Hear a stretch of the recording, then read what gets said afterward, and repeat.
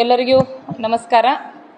ಈಗಾಗಲೇ ತಮಗೆಲ್ಲ ಗೊತ್ತಿರೋ ಹಾಗೆ ಫೆಬ್ರವರಿ 22 ಶನಿವಾರ 23, 24 3 ದಿನಗಳಂದು ನಾವು ರನ್ನ ವೈಭವ 2025ರ ಆಚರಣೆಯನ್ನು ಮಾಡ್ತಾ ಇದ್ದೇವೆ. ಈಗಾಗಲೇ ಅದ್ಧೂರಿಯಾಗಿ ಎಲ್ಲ ತಯಾರಿಗಳು ಸಾಗ್ತಾ ಇವೆ.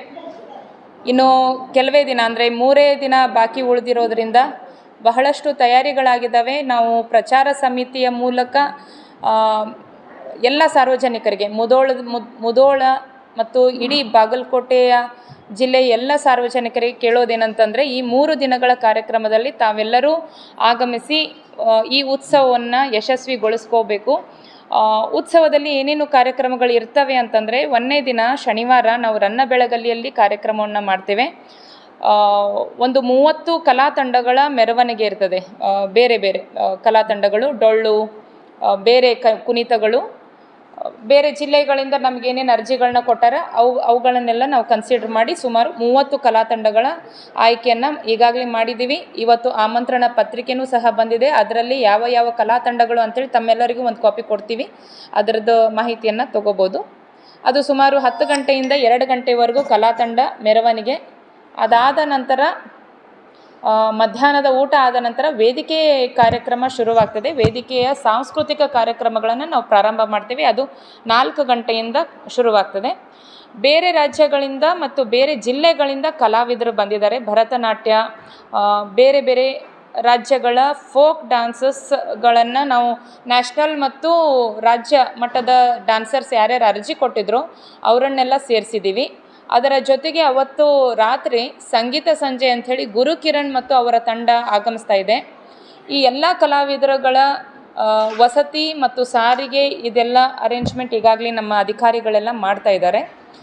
ಅದರ ಜೊತೆಗೆ ಅವತ್ತು ಸಂಜೆ ಮಾನ್ಯ CM ಅವರಿಂದ ಉದ್ಘಾಟನೆ ಆಗುವಂಥ ಕಾರ್ಯಕ್ರಮದ ಉದ್ಘಾಟನೆ ಇರ್ತದೆ. ಸಂಜೆ 6 ಗಂಟೆಗೆ, 6ರಿಂದ 7 ಗಂಟೆವರೆಗೂ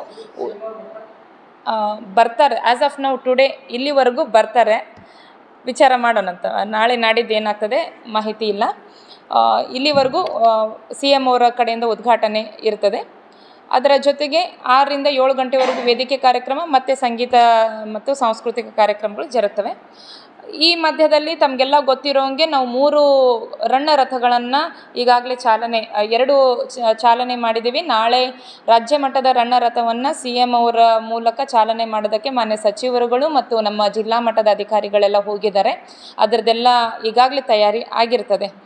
ನಾಳೆ CM ಅವರ ಹಸ್ತದಿಂದನೇ ನಾವು ಚಾಲನೆಯನ್ನು ಮಾಡಿ ಮುಖ್ಯ ಜಿಲ್ಲೆಗಳ ಮೂಲಕ ನಮ್ಮ ಊರಿಗೆ ಬರುವಂಥ ಒಂದು ವ್ಯವಸ್ಥೆಯನ್ನು ಮಾಡಿದ್ದೀವಿ.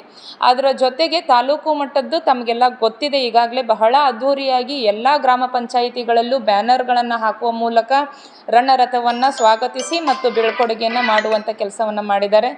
ಜಿಲ್ಲಾ ಮಟ್ಟದ್ದು ನಾವು ನಿನ್ನೆ ತಮಗೆಲ್ಲ ಗೊತ್ತು ಚಾಲನೆಯನ್ನು ಕೊಟ್ಟಿದ್ದೀವಿ. ಅದು ಅಮೀನ್ಗಢ ಮತ್ತು ಹುನಗುಂದ ಇಳಕಲ್ ತಾಲೂಕುಗಳಿಗೆ ಹೋಗಿ ನಂತರ ಈ ಕಡೆ ಬರುವಂಥ ವ್ಯವಸ್ಥೆಯನ್ನು ಮಾಡಿದ್ದೀವಿ. ಇದರದೆಲ್ಲ ಸಂಪೂರ್ಣ ಜವಾಬ್ದಾರಿಯನ್ನು ನಮ್ಮ ತಾಲೂಕ್ ಪಂಚಾಯತ್ ಕಾರ್ಯನಿರ್ವಾಹಕ ಅಧಿಕಾರಿಗಳು ಮತ್ತು ತಹಶೀಲ್ದಾರು, ಆಯಾ ತಾಲೂಕಿನ ತಹಶೀಲ್ದಾರರು ನಿರ್ವಹಿಸ್ತಿದ್ದಾರೆ. ಅದರ ನಂತರ ಅಂದರೆ ರವಿವಾರದ ಕಾರ್ಯಕ್ರಮ ತಮಗೆಲ್ಲ ಗೊತ್ತಿರೋ ಹಾಗೆ ಮುಧೋಳ ನಗರದಲ್ಲಿ ಮಾಡ್ತಾ ಇದ್ದೀವಿ.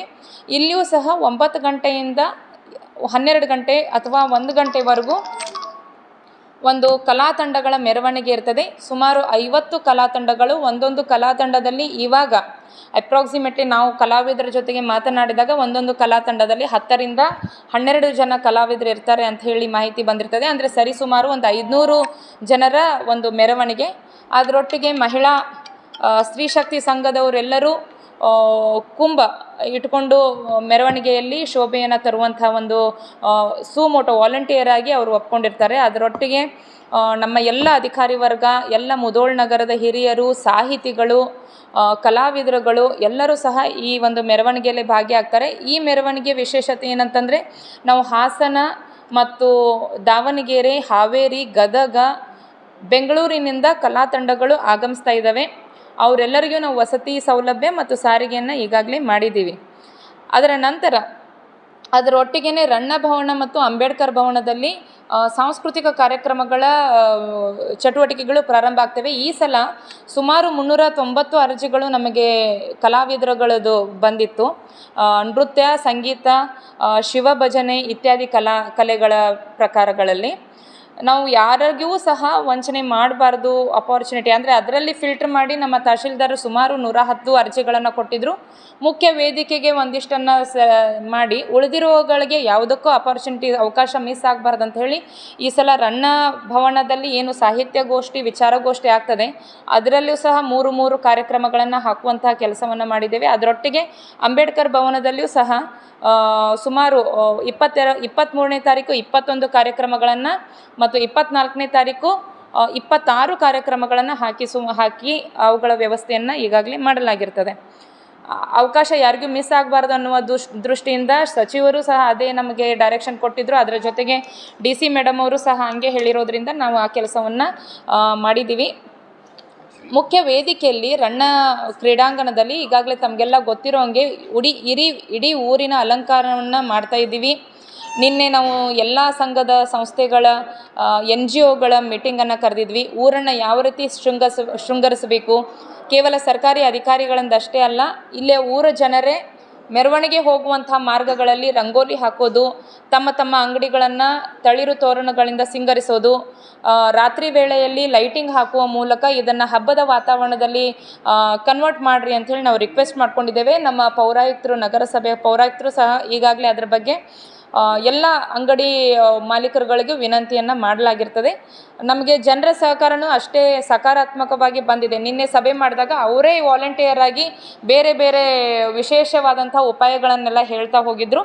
ಸೊ ಅದ್ರ ಪ್ರಕಾರ ಎಲ್ಲರೂ ಮಾಡ್ತಾರೆ ಅಂತ ಅಂದ್ಕೊಂಡಿದ್ದೀವಿ. 23ನೇ ತಾರೀಕಿಗೆ ಸೈಡ್ ಬೈ ಸೈಡ್ ನಾವು ರಣ್ಣ ಭವನದಲ್ಲಿ ಸಾಹಿತ್ಯಗೋಷ್ಠಿ, ವಿಚಾರಗೋಷ್ಠಿ, ಕವಿಗೋಷ್ಠಿಯನ್ನು 2 ದಿನಗಳು ನಿರಂತರವಾಗಿ ಮಾಡ್ತಿರ್ತೇವೆ.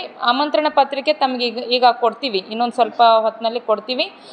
ಅದರ ಪ್ರಕಾರ ಸಾಹಿತಿಗಳು ಯಾರ್ಯಾರು ಬರ್ತಾರೆ ಅವುಗಳ ಮಾಹಿತಿಯನ್ನು ತಾವು ಪಡೀರಿ. ನಂತರದಲ್ಲಿ 23ನೇ ತಾರೀಕು ಸಂಜೆ 4 ಗಂಟೆಯಿಂದ 7:30-8 ಗಂಟೆವರೆಗೂ ಕಲಾವಿದರುಗಳು ಬೇರೆ ಅಂದರೆ ರಾಜ್ಯ ಮಟ್ಟದ ಕಲಾವಿದರುಗಳನ್ನು ನಾವೇನು ಆಯ್ಕೆ ಮಾಡಿದ್ದೀವಿ ಅವರೆಲ್ಲರಿಗೆ ಅವಕಾಶ ಕೊಟ್ಟಿದ್ದೀವಿ.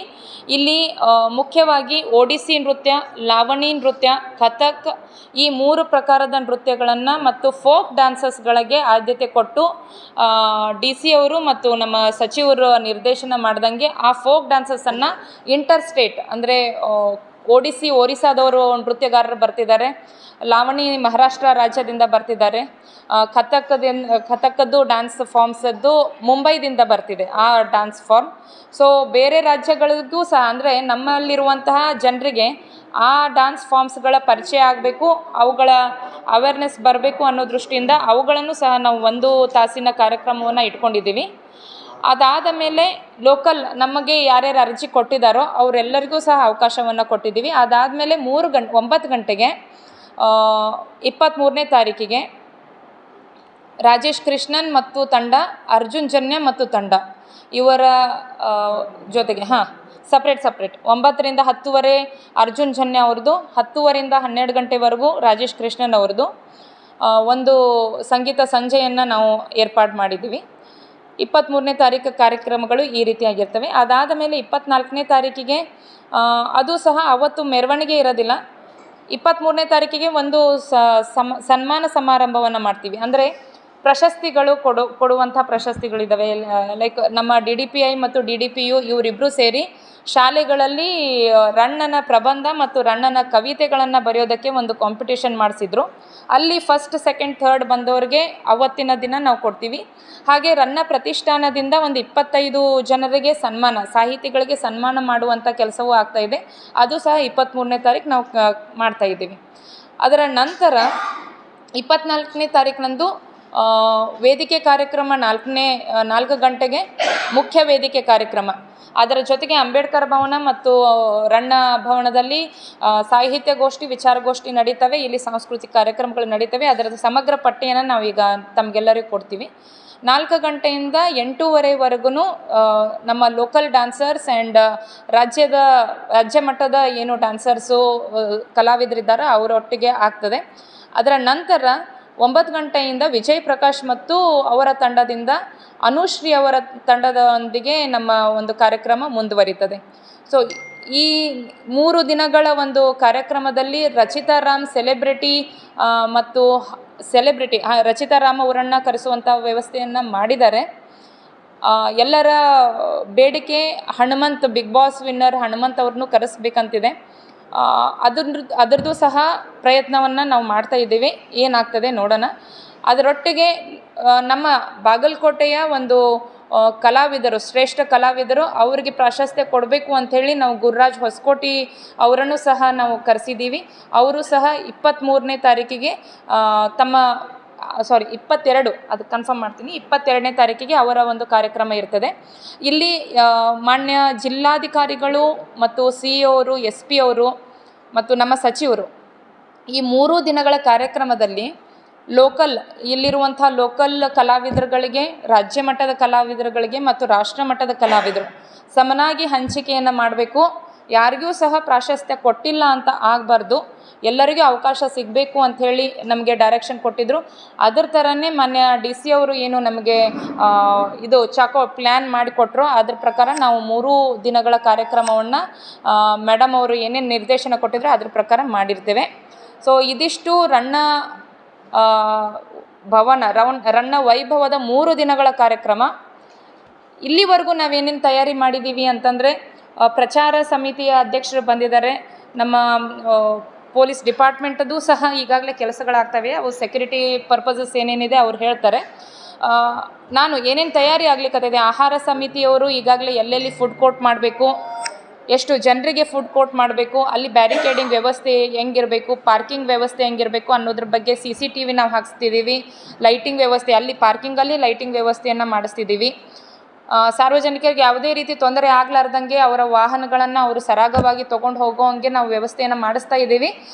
ಪ್ರಯತ್ನವನ್ನು ಎಲ್ಲ ಜಿಲ್ಲಾ ಮಟ್ಟದ ಅಧಿಕಾರಿಗಳು ಮಾಡ್ತಾ ಇದ್ದಾರೆ. ಇವತ್ತು ಮಾನ್ಯ ADC ಅವರು ಎಲ್ಲ ಸಮಿತಿಗಳೊಟ್ಟಿಗೆ ರಿವ್ಯೂ ಮೀಟಿಂಗನ್ನು ಇಟ್ಕೊಂಡಿದ್ದಾರೆ. ಎಲ್ಲ ಜಿಲ್ಲಾ ಮಟ್ಟದ ಅಧಿಕಾರಿಗಳು ಇಲ್ಲೇ ಬಂದಿದ್ದಾರೆ, IB ಒಳಗೆ ಬಂದಿದ್ದಾರೆ.